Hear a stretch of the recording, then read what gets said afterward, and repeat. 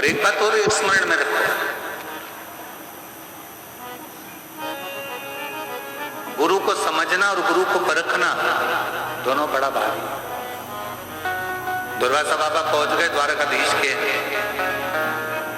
दरवाजे पर, आवाज लगाई, मुझे कोई मेहमान रख लो, मुझे कोई गुरु मेहमान रखो, मुझे अपने घर में अतिथि रखो। सूचना मिली द्वारकाधीश को कि गुरुजी आए, दुर्वासा ऋषि आए, और हमारे द्वारकापुरी में आवाज लगा रहे हैं कि गुरु मनाओ, मेहमान रखो, मेहमान रखो, मेहमान रखो, मुझे अपने घर में कोई मुझे मेहमान बना लो, कोई मुझे अतिथि बना लो, और कोई गुरुजी कोई अपने घर में बुलाने को तैयार नहीं। क्यों? क्योंकि दुर्वासा बाबा को क्रोध बहुत आता था, और क्रोध आता था तो वो श्राप दे देते थे। अब सूचना मिली द्वारकाधीश के पास में कि दुर्वासा ऋषि आए हैं और वो कह रहे हैं कि मेरे को कोई अतिथि रख लो, मेहमान। द्वारकाधीश राजा भगवान कृष्ण ने हाथ जोड़कर मन में विचार करा, अपनी नगरी में गुरु आया, श्राप देगा तो भी स्वीकार होगा, चलो चलकर बनाते हैं। पहुंचे, प्रणाम किया, हाथ जोड़ा, नमन किया, आप हमारे अतिथि बन जाओ, आप हमारे मेहमान बन जाओ। दुर्वासा जी ने कहा, तुम मुझे मेहमान तो बना रहे हो, पर मेरी बात मानना पड़ेगी, हम तुम्हारी बात मानेंगे, चलो मनो मेहमान। तुम मुझे जानते हो ना, मेरे को क्या पसंद है, क्या हम सब जानते हैं, आप चलो मेहमान बनो। दुर्वासा बाबा मेहमान बन गए। दुर्वासा ऋषि कभी तो रसगुल्ला खाने को मांगे, कभी गुलाब जामुन मांगे। द्वारकाधीश बाबा ने अपनी नगरी में भंडारियों को सूचना कर दी कि जब तक दुर्वासा ऋषि द्वारका में रहे तब तक 56 तरह का भोजन बनाकर तैयार रखना। इसलिए द्वारकापुरी में आज भी 56 तरह का भोजन प्रतिदिन बाबा की उस अविरल धारा में बनता रहता है, और 56 भोग द्वारकानाथ को लगता है।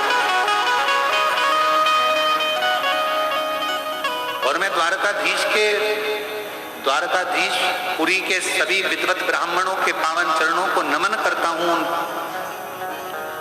पुजारियों को नमन करता हूं, उन पंडाओं को नमन करता हूं जो द्वारकाधीश की सेवा में, दाऊ दादा की सेवा में दिन रात लगे रहते हैं, और प्रतिदिन बाबा द्वारकानाथ को 56 भोग लगाते रहते हैं। ऐसे ब्राह्मणों को, ऐसे पंडाओं को, ऐसे द्वारकाधीश के पुजारियों को, ऐसे पंडाओं को नमन। अब द्वारकाधीश के पवित्र भूमि पर तो रोज 56 भोग बने। एक दिन दुर्वासा बाबा जिस कुटिया में रहते थे उसमें उन्होंने आग लगा दी। आग लगाने वाला कोई दूसरा नहीं था, दुर्वासा ऋषि ने। पूरे नगरी में बात हो गई, दुर्वासा जी की कुटिया जल गई, कुटिया जल गई, सबने पानी लाए डाले। द्वारकाधीश आकर खड़े हो गए। भगवान द्वारकानाथ ने कहा, आग कैसे लगी? सब आग बुझाने में लगे थे। दुर्वासा ऋषि पीछे से आके थपथपाकर पीठ को बोले, मैंने लगाई। द्वारकानाथ बोले, आपके घर में आपने आग लगा दी? तो कहा, मेरी मर्जी, मैं तो मेहमान, आग भी लगा सकता हूं। द्वारकानाथ ने सोचा, ठीक है, जो हरी अच्छा।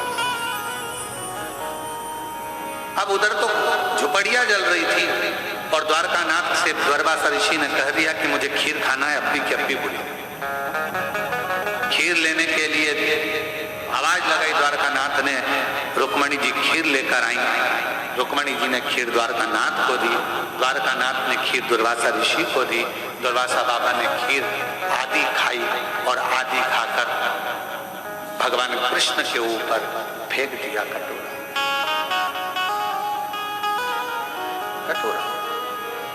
और जो खीर का कटोरा द्वारकानाथ के ऊपर दिया, देते से ही कहा कि इस खीर को पूरे शरीर पर लगा लो। द्वारकाधीश ने पूरे शरीर पर खीर लगा ली। रुक्मणी जी को हंसी आ गई, ऐसा मेहमान किस काम का जिसने तुम्हारी ही दशा बिगाड़ दी। दुर्वासा बाबा को क्रोध आ गया और द्वारकानाथ जी से कहा, आज मैं रथ पे बैठकर पूरी द्वारका घूमने के लिए जाऊंगा, पर रथ में कोई घोड़ा और घोड़ी नहीं लगेंगे, रथ को खींचने के लिए रुक्मणी लगेगी।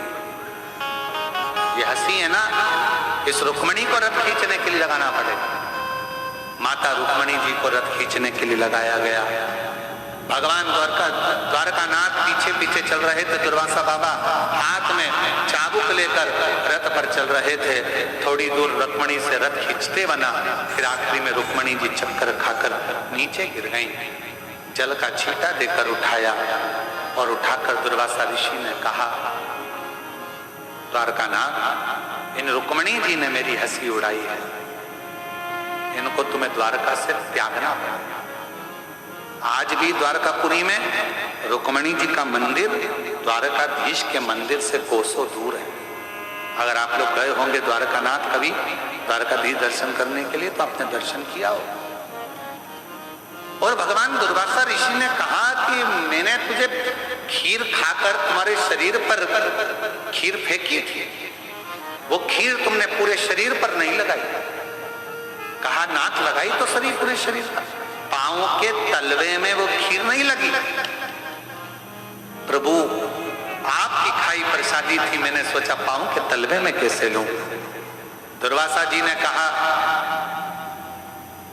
एक गुरु अपने शिष्य को अगर जो कार्य करने को बोले, अगर वो कार्य पूर्ण तरह से शिष्य करे, तो ये निश्चित है वो बड़े से बड़े काल से भी बच सकता है। और द्वारकानाथ, आपने अपने गुरु का कहना ना माना, शरीर पर खीर तो लगाई पर पांव के तलवे को छोड़ दिया, इसलिए तुम्हारे प्राण छूटेंगे तो पांव के तलवे से छूटेंगे। अगर भागवत जी में आपने श्रीमद् भागवत में श्रवण करा होगा तो भागवत में वर्णन आता है कि जरा नाम के व्याघ्र ने बाण छोड़ा था। भगवान पांव के ऊपर पांव रखकर बैठे थे और पांव के तलवे में वो बाण लग गया था और द्वारकाधीश के प्राण शरीर वो पांव के तलवे से छूट गए थे। पांव के तलवे से भगवान दुर्वासा ऋषि ने कहा कि मैंने तो तुमको ये एक कवच दिया था, और गुरु कभी भी दुनिया की दृष्टि में भले लोगों को लगे कि गुरुजी ने अपना शाल दे दिया, गुरुजी ने अपना सामान दे दिया, गुरुजी ने बेलपत्र दे दी, गुरुजी ने ये दे दिया, ना, बिना मांगे द्वारकाधीश बाबा को मांगना नहीं पड़ा, दुर्वासा बाबा से बिना मांगे ही खीर फेंक दी थी, कवच दे दिया था। गुरु से मांगना ना पड़े और गुरु हृदय से अगर कृपा की दृष्टि ही कर दे, मुस्कुरा आनंद के साथ एक बार गुरु अगर देख ही ले, तो समझ लो कि जिंदगी सबर है, जिंदगी सबर। अब यहाँ तो मांगा नहीं गया है, खीर फेंक ही गई शरीर।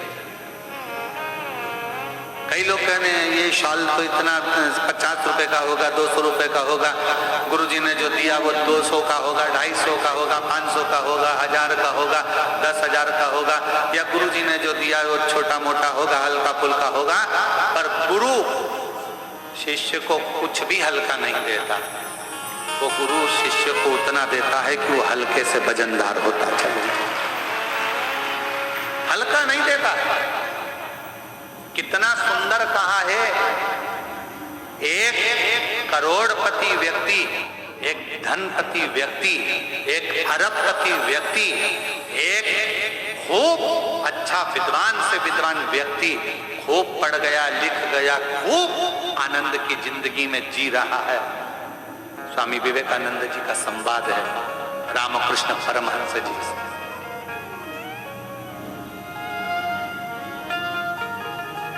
आपकी दृष्टि में स्वामी विवेकानंद जी ने रामकृष्ण परमहंस जी से पूछा, आपकी दृष्टि में बहुत पढ़ा लिखा व्यक्ति, बहुत विद्वान व्यक्ति कौन है?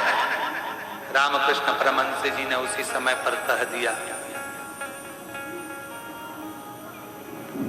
हमारे लिए तो केवल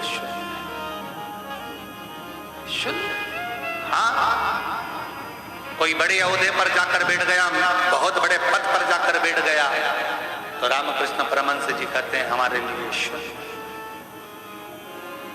तो आपके लिए श्रेष्ठ कौन है? रामकृष्ण परमहंस जी ने कहा, जो ऊंचे से ऊंचे ओहदे पर भी जाकर बैठ जाए और अपनी जिंदगी में एक बार किसी गुरु की शरण में बैठकर गुरु मंत्र ले ले, तो समझ लो वो दुनिया का सबसे श्रेष्ठ है। गुरु दीक्षा,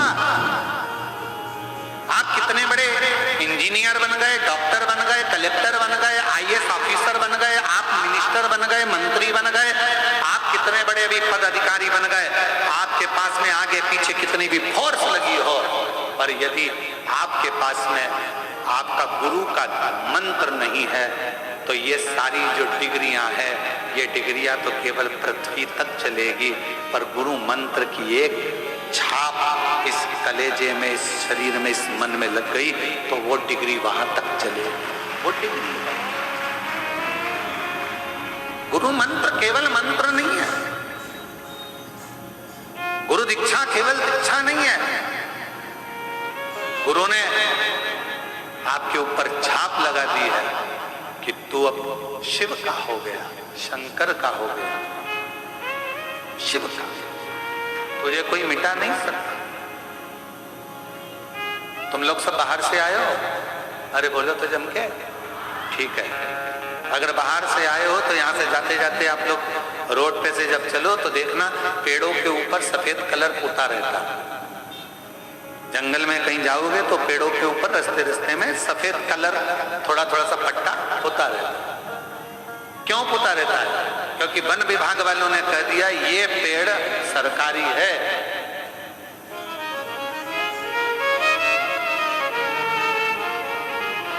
ये पेड़ सरकारी है, ये पेड़ गवर्नमेंट का है, इस पेड़ को कोई काट नहीं सकता। अब जरा विचार करिएगा, सफेद पट्टा पेड़ पर लगा तो पेड़ को काटने की किसी की हिम्मत नहीं हुई। उसी तरह गुरु पूर्णिमा के दिन जब गुरु दीक्षा का मंत्र कानों में पड़ जाता है तो किसी की हिम्मत नहीं कि तुमको मिटा सके। हमारे बीच में जय श्री राम जी, हमारे बीच में इस क्षेत्र के विधायक महोदय और मध्य प्रदेश शासन के राजस्व मंत्री श्री करण सिंह वर्मा जी का आगमन हुआ। एक बार जोरदार ताली बजाकर स्वागत करें। साथ में वरिष्ठ भाजपा नेता सन्नी महाजन जी भी पधारे, एक बार उनके लिए भी जोरदार ताली बजाकर स्वागत करें। बाबा की भक्ति में हमेशा आदरणीय मंत्री जी लीन रहते हैं, हमेशा भोलेनाथ की भक्ति में तत्पर रहते हैं और बड़े ही सहज और सरल स्वभाव के धनी हैं आदरणीय मंत्री जी।